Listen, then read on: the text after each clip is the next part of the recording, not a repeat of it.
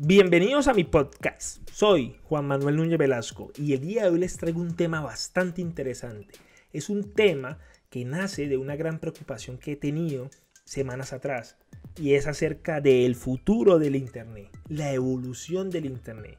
¿Qué nos espera a todos nosotros como profesionales, académicos, industriales, emprendedores, jóvenes, estudiantes, amantes a la tecnología, geeks? ¿Qué nos espera el Internet?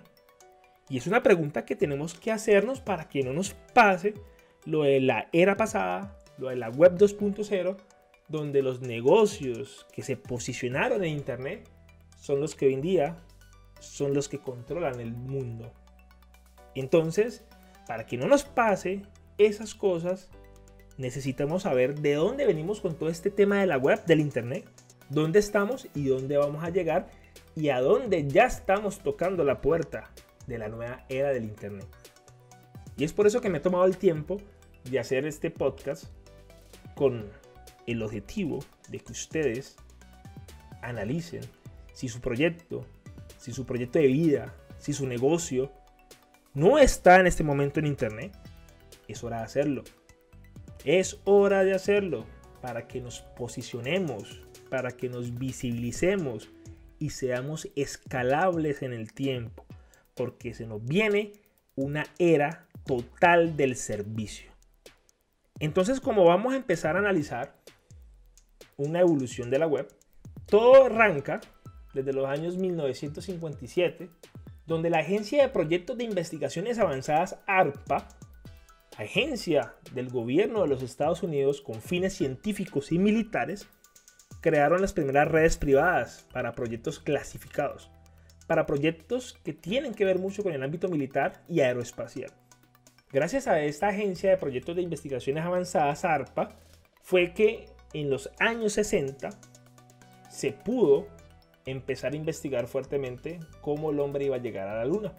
Y es por eso que en 1969, específicamente el 20 de julio, el hombre llega a la Luna y marca un hito importante en la humanidad, como lo es la globalización de las comunicaciones. Entendimos que las comunicaciones no podían ser privadas solamente. Entendimos que las comunicaciones deben ser públicas y para todo el mundo. Y es por eso que en los años 1969, ARPA entendió que todas esas experiencias que habían adquirido a nivel privado lo podían empezar a crear a nivel público con una red que se llamaba ARPANET, que a pesar de que todavía seguía siendo privada, habían algunas funciones o algunas formas de poder hacerla pública.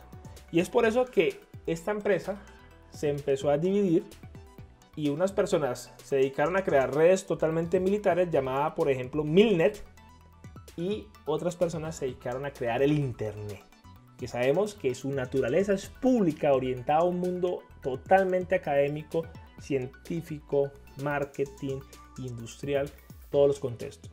Y para las personas que no saben qué es Internet, Internet simplemente es una red de computadoras que a su vez se forman por otras redes independientes, donde hay muchos equipos conectados en ella y que permite una comunicación entre sí para intercambiar mensajes, compartir información, en forma de archivos, imágenes, video, etc. Y es por eso que en la época de los 80 todavía no era tan público el tema del Internet, porque se estaban trabajando en los diferentes protocolos que nos iba a permitir estandarizar la comunicación entre equipos. Hasta que en 1990 y 1991 Tim Berners crea la World Wide Web, más conocida como la WWW o WWW, donde él fue el creador de ese lenguaje de marcas de hipertexto llamado HTML. ¿Y qué provocó esto? Que gracias a los protocolos de Internet, HTTP, que era un protocolo de transferencia de hipertexto, y el HTML, se empezaron a crear las primeras páginas, los primeros formatos de manera informativa. Es decir, las páginas web eran totalmente informativas, solamente de lectura. Habían pocos productores de contenido y los que eran productores de contenido se le llamaban webmaster. ¿Por qué? Porque eran personas que entendían muy bien el protocolo de HTML. Eran páginas totalmente estáticas. Y así nos mantuvimos desde los 90 hasta los 2000, donde nos dimos cuenta que no podíamos depender de un usuario para poder generar contenido. Y es por eso que esa web 1.0 no ofrecía ninguna opción para los usuarios de modificar, de comunicarse entre sí, de generar una interacción. No había cómo. Y es por eso que en esa época se popularizaron muchos servicios como el correo electrónico, los servicios de transferencia de archivos como los FTP, para crear alguito de interacción entre redes. Pero llegaron los 2000, los años 2000, 2001, ¿sí? Hubo un estallido mundial acerca del .com, donde todo el mundo quería estar posicionado, pero no había el hardware necesario para poder volver masivo el Internet. Y ahí fue donde muchos creadores de contenido, muchos creadores de tecnología dijeron, bueno, es hora de crear la web 2.0. Y la web 2.0 se le conoce actualmente, porque todavía seguimos en ella, se le conoce como la web social. La web que nos permite no solamente leer información, sino ya escribir. Lo que fue el 2000 al 2010, prácticamente esa década, incluso ahora, ¿sí? Ya podemos tener interacción entre usuarios y sitios. Ya puedo participar en foros, ya puedo responder, ya puedo crear un muro en una red social, ¿sí? Para que todos puedan ver lo que yo publico. Y esta era, lo más importante era el usuario, no el que sabía programar. Pero al ver de que ya se volvió una era bidireccional, entonces la tecnología con muchos de sus protocolos empezó a volverse más masiva y muchas personas aprendieron a programar, y es por eso que a esta era se le atribuye la era donde nacieron grandes empresas. Facebook, todo lo que son los buscadores, YouTube, Twitter, son plataformas y empresas que aprovecharon las tecnologías que habían evolucionado como el HTML, el CSS y muchos frameworks de JavaScript como el React.js, Angular, Vue, que hicieron que nacieran muchas startups a nivel mundial y que pudiesen innovar en nuevas ideas para contribuir más a esta web social. La web 2.0, prácticamente el usuario es lo más importante. El productor o el programador solo necesita crear la plataforma y el resto de la plataforma crece. Y es por eso que ustedes ven hoy en día el boom de las plataformas, ¿sí? Que todo el mundo crece en usuarios, porque ese es el concepto de la web 2.0, que sea social. Pero resulta que hubo una migración, ¿sí? Entre el 2010 en adelante, de algo que se le llamó la web 2.5. Y fue el estallido mundial de los smartphones. Gracias a los smartphones que hoy en día tenemos sistemas operativos dedicados a la parte móvil. Y las páginas se volvieron más interactivas. Las páginas se amoldaron a estos dispositivos móviles. Llámense en sistemas operativos libres, cerrados, pero ya teníamos en la palma de nuestra mano la información, la interacción. Y es por eso que a esa web 2.5, esa transición hacia lo 3, hizo de que el desarrollo creciera muchísimo, ¿sí? En donde las personas crearan aplicaciones nativas, en lenguajes nativos, Android, etc. Donde verdaderamente la programación empezó a cobrar mucho valor. Y es por eso que la web 2.0 también se le llama la web móvil, porque ahí es donde se empezaron a crear nuevos modelos de negocio basados en servicios y modelos de negocio donde verdaderamente lo importante es el usuario.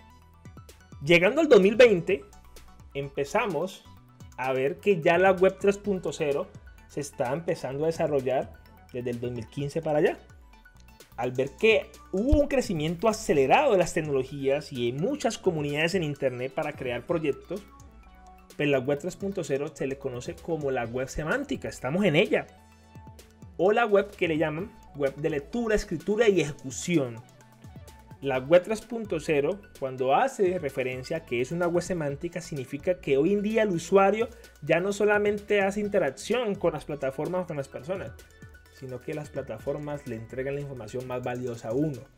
Hoy en día lo que más importa no es un dato, lo que importa es ese dato, qué sabiduría me entrega a mí y qué conocimiento me entrega a mí.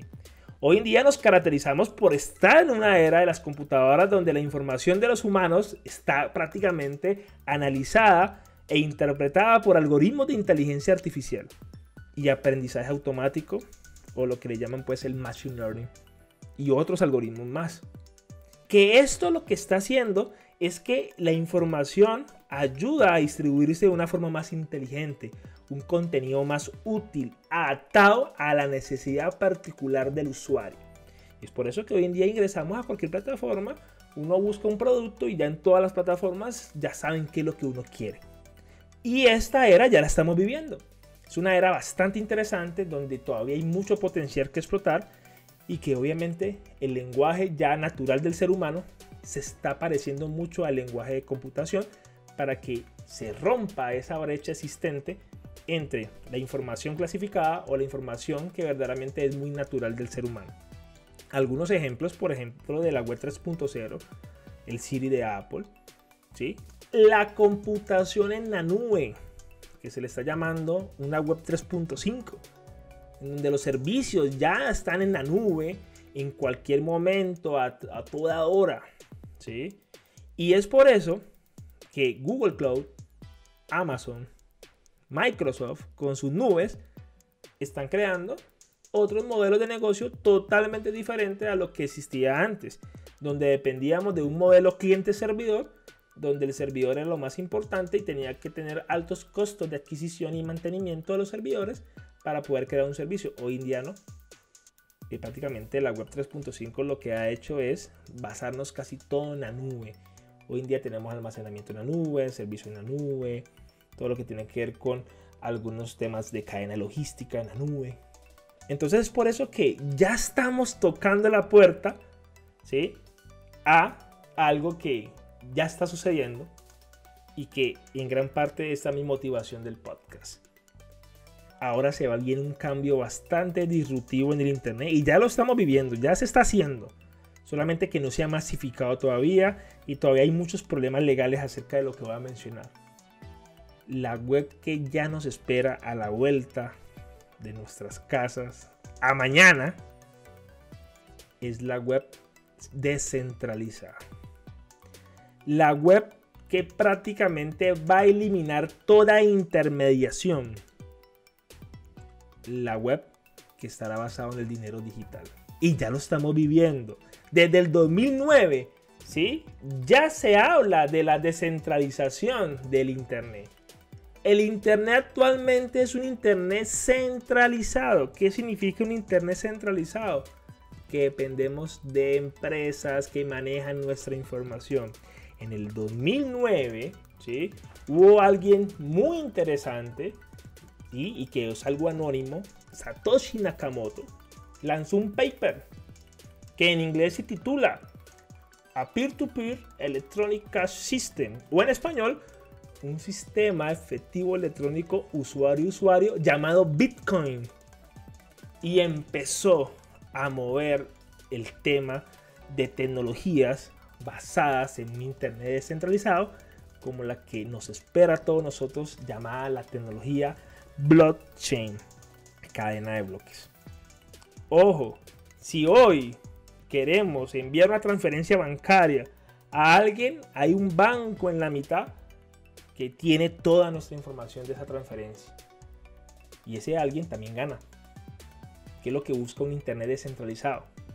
Que ya yo le puedo enviar usuario-usuario o peer-to-peer esa transferencia de manera anónima y muy segura, basado en monedas digitales. Las cripto hacen parte de ese mundo de los tokens, ¿sí? Y eso da para otro podcast más adelante, acerca de la tecnología blockchain. Pero lo que quiero entender con esto es que el internet que se nos viene es una alerta. La información que va a estar en internet es una información que va a depender de nuestra identidad, de nuestra billetera digital. Vamos a tener un wallet donde no solamente hay dinero digital, sino que va a estar nuestra identificación. Si hoy en día usted navega, por ejemplo, en Facebook, o en YouTube. Dependemos de esos servidores de esas empresas. ¿Cuál va a ser los servicios del futuro? Que usted ya tenga su propio YouTube y usted sea el que administre toda su información. Es decir, con la evolución de la tecnología, con la evolución de los celulares, tablets, etc., todos vamos a tener un pedacito de esa red en nuestros dispositivos. Un internet donde se elimina todos sus intermediarios. Un internet que posiblemente tenga una mejor aceptación en términos de seguridad y en términos de velocidad. Es por eso que ya estamos tocando la puerta de este nuevo internet. Un internet totalmente descentralizado. En un wallet digital, una billetera digital, ya vamos a tener todos. Todo lo vamos a tener ahí. Monedas, identificación, inicios de sección, todo. Porque lo que significa el nuevo internet descentralizado es que no hay servidores únicos que tienen nuestra información. Haga de cuenta que es como un libro de contabilidad que se riega por muchos lados, de manera anónima y criptográfica. El internet que se viene ahorita es un internet criptográfico basado en puras llaves públicas y llaves privadas, donde usted va a poder manejar sus tokens, que es la unidad de transferencia o que tiene un valor de un tipo de negocio o servicio. Entonces, para que nos vayamos acostumbrando a estas palabras, tokens, todos vamos a estar inmersos en ese mundo digital de las cripto. Las cripto es un tipo de token. Y hay muchos tipos de token, los NFT, los NFT, para que consulten.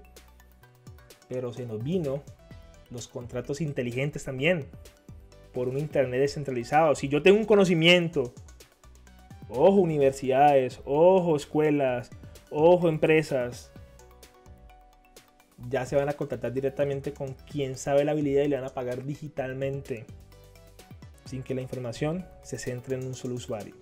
Entonces, por eso los grandes gigantes de la industria tecnológica ahorita tienen que empezar a migrar muchos de sus servicios a un internet más descentralizado y buscarle el modelo de negocio.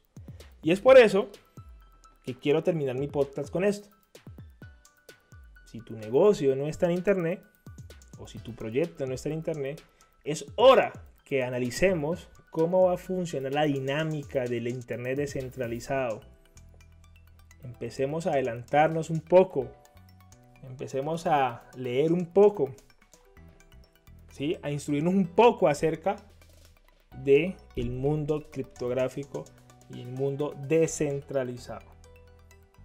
Así como yo inicio sesión en Instagram y yo sé que inicio sesión en un servidor externo de ellos que juegan con mis datos, venden mis datos, el nuevo internet busca eliminar eso. Donde si yo quiero acceder a una red social, yo lo hago por mi voluntad. Donde no hay regla ni censura, sino que van a haber leyes mínimas para cuidar la integridad del ser humano. Entonces es algo bastante loco lo que se nos viene, y sumémosle el internet de los objetos. Sumémosle que ya no es una comunicación persona a persona, o hombre-máquina, o máquina-hombre, sino que hoy en día ya las empresas están pensando en las redes sociales de personas, objetos inteligentes, basados en tecnologías IoT, en tecnologías que nos van a permitir darle inteligencia a cualquier objeto inerte, pero que nos genere valor. Entonces se nos viene un internet bastante interesante, y es por eso que todo el mundo habla del crecimiento de la inteligencia artificial, del crecimiento de todo lo que es las comunicaciones, las redes 5G, 6G ya se habla, porque se nos viene altos volúmenes de datos, porque hoy en día lo más importante del internet de hoy es la sabiduría de la información. Muchas gracias por escuchar este podcast y lo invito a que se suscriban en mi canal. Gracias a todos.